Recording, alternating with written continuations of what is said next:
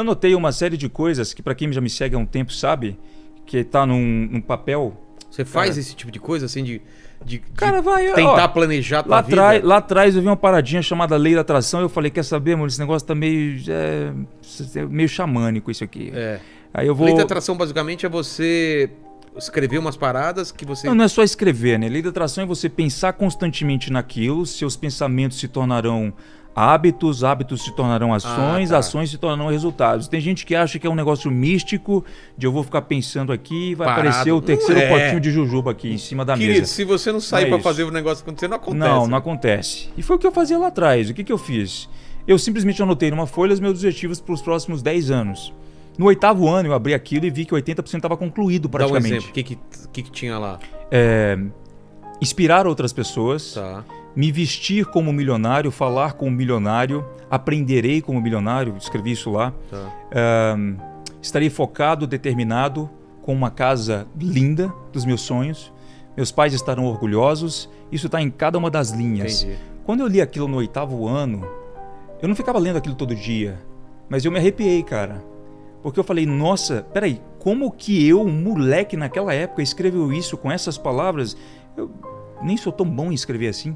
Parece que naquele dia eu estava com tanta convicção daquilo que eu queria, que as coisas acabaram realmente se tornando realidade. E onde estão os 20% que não foram concluídos? Me tornaram ator. É mesmo? Mas quanto tempo você tem de prazo ou não tem prazo? 2 anos. Tem 2 anos para isso? 2 anos para isso. Então vamos correr, hein? Para quem já me seguia há 9 anos, mais ou menos, sabe que eu arquivei dezenas de fotos ali no meu Instagram, mas hoje, se você for lá embaixo, eu deixei uma. Mas essas fotos que você arquivou, o que eram? Eram fotos do meu trabalho. Eu postando coisas motivacionais em casa enquanto eu ainda era um pobre quebrado. E por que você arquivou? Porque eu só gosto de abundância. Mas isso não seria inspirador para as pessoas, você acha? Cara, eu acho que sim, mas eu tenho o meu perfil. Eu não fico com aquela... O meu posicionamento é um só. Quando eu entrei no Instagram pela primeira vez, eu estava falando isso até com uma pessoa hoje, que eu conheci, e achei muito legal conhecer ela, cara, hoje. Tudo me colocou na frente do cara lá e tal, que eu seguia há muito tempo. Eu falei, cara, quando eu entrei no Instagram, eu deixei de seguir todas as pessoas... Eu ocultava as pessoas que postavam só fotos aleatórias de suas vidas, e eu passava só a seguir coisas bonitas.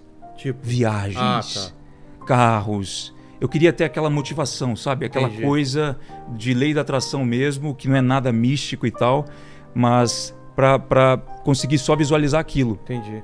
Você nunca terá uma segunda chance para causar uma boa primeira impressão. Sempre assim. Você nunca terá a segunda chance para causar uma boa primeira impressão. E intuitivamente eu sabia disso desde criança. Então o Finch que vocês veem hoje não começou a se vestir assim ou se comportar dessa maneira depois que começou a ter resultados. Não. Primeiro você precisa ser para ter. Se você inverter essa ordem, você não vai conseguir o que você quer.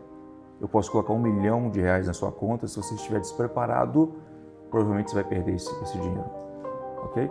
Então, eu li uma frase num livro do Napoleão Hill que dizia o seguinte: vista-se como pessoas ricas, se você quer ser alguém bem-sucedido.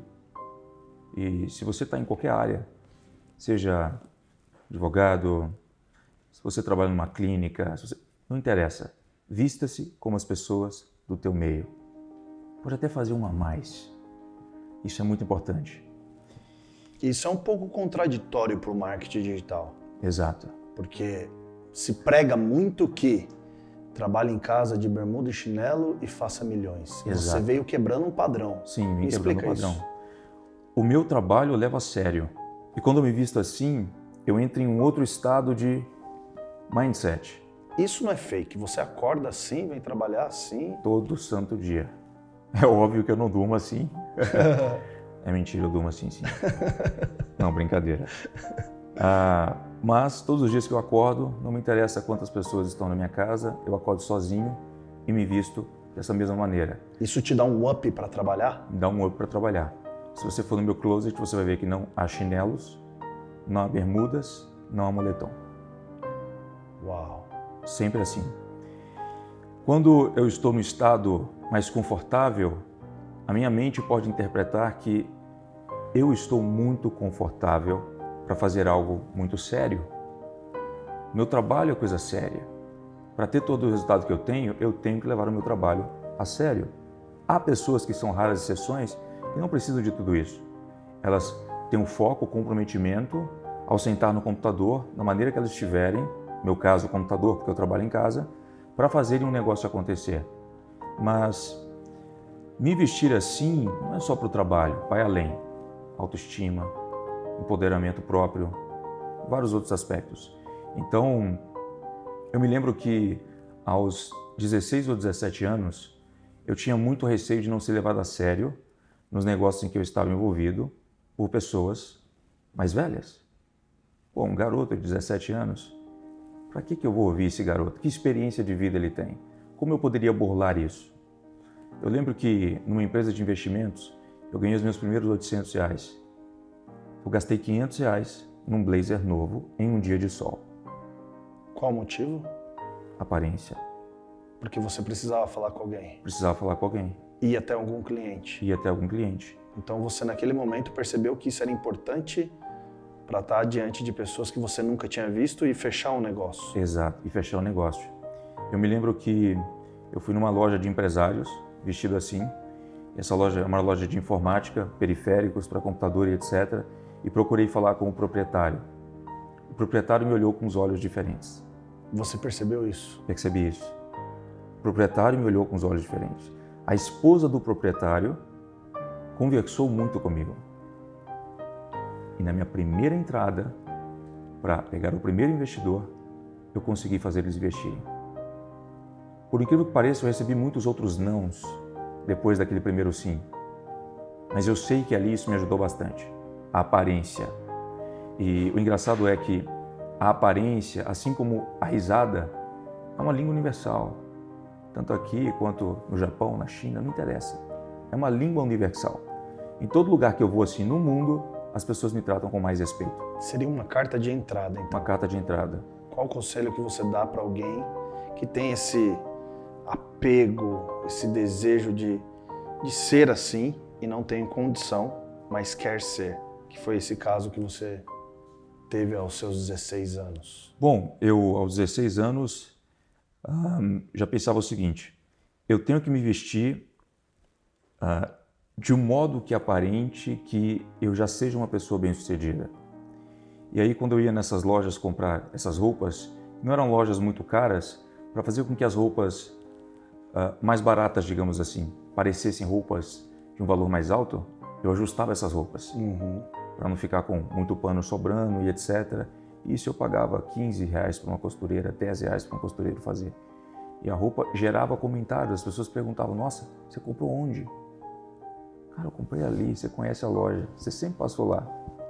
É que eu só ajustei. Quais são os pontos que destacam o Thiago Finch nesse mercado? Começando pelo primeiro, perfeccionismo. Ok? Muito se ouve no mundo motivacional, no mundo do to do it, que para fazer as coisas, você deve fazer primeiro, deixando o perfeccionismo depois. Então tem aquela máxima: feito é melhor que perfeito. Certo? É isso mesmo, né? Isso. Eu já não negocio com o perfeccionismo. Perfeccionismo para mim não tem a ver com procrastinação. Muitas pessoas, na verdade, procrastinam, achando que estão sendo perfeccionistas. Eu sei onde eu quero chegar, eu sei que eu vou chegar lá, por isso eu não coloco o meu perfeccionismo de lado. Então, quando eu vou fazer uma coisa, ela tem que estar do modo outlier, ela tem que estar do modo surreal, ela tem que estar do modo que vai gerar wow para as pessoas. Falando de feito é melhor que perfeito, muitas pessoas dizem que não é possível fazer nada perfeito por causa da sua condição atual. Você quebrou esse paradigma agora, dizendo que você procura fazer tudo que melhor com o que você tem na mão. Exato. Mas e quem não tem nada? Como fazer? Assim como o Mário Sérgio Cortella diz, faça o melhor nas condições que você tem, enquanto você não tem condições melhores para fazer melhor ainda. Faço eu aqui uma pergunta para você pensar durante a semana. Não é para você responder, só para você pensar. Na tua atividade, dentro da empresa, você está fazendo o melhor ou o possível? Não responda. Pensa. Não estou falando o melhor do mundo, estou falando o teu melhor. Não é o melhor do mundo, é o teu melhor. Está fazendo o melhor ou o possível? Qual é o grande risco quando a gente se conforma com o possível, em vez de eu fazer o meu melhor? Mas Cortella, tá difícil, não oferece as condições. Cautela, circula muito na internet uma fala minha em que eu digo: você tem que fazer o teu melhor nas condições que você tem, enquanto você não tem condições melhores para fazer melhor ainda. Na família, no afeto, na empresa, no negócio, eu tenho que fazer o meu melhor nas condições que eu tenho, enquanto eu não tenho condições melhores para fazer melhor ainda. Por isso, nessa semana da carreira, tá fazendo o melhor ou o possível? Cautela, se você tiver só, e eu também, me acomodando dentro do possível, eu faço o que eu posso. Resvala-se com velocidade para a mediocridade. E nessa hora, de novo, o especial Barão de Itararé. A única coisa que você leva da vida é a vida que você leva. E uma coisa que eu quero desta vida levar é a capacidade minha e tua, sem dúvida, de não me acomodar em relação àquilo que me acalma, que até me sossega, que é ficar no possível, mas que pode me tornar, e é você também, medíocre naquilo que preciso fazer. Eu insisto, eu não estou dizendo que você é medíocre, estou dizendo que você e eu podemos ficar medíocres. Quando? Quando a gente deixa de procurar o melhor na condição que a gente tem e fica se habituando com o possível. E quando a gente se habitua com o possível, a única coisa que a gente faz é sair por aí resmungando: o que eu posso fazer? Isso não dá certo, a vida é assim. O impossível não é um fato, ele é apenas uma opinião. E como também diziam os latinos, a sorte segue a coragem. Por isso, qual é a tua obra? Qual é o teu legado? Então, assim como eu disse, eu não acredito que tudo que eu estou fazendo está meramente perfeito.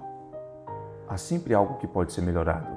Por isso que, ao construir alguma coisa, você tem que ter certeza que nas condições que você tem, esse é o máximo que você consegue fazer. E se você treinar isso, e treinando isso cada vez mais, você nunca parará de evoluir. Essa é a resposta.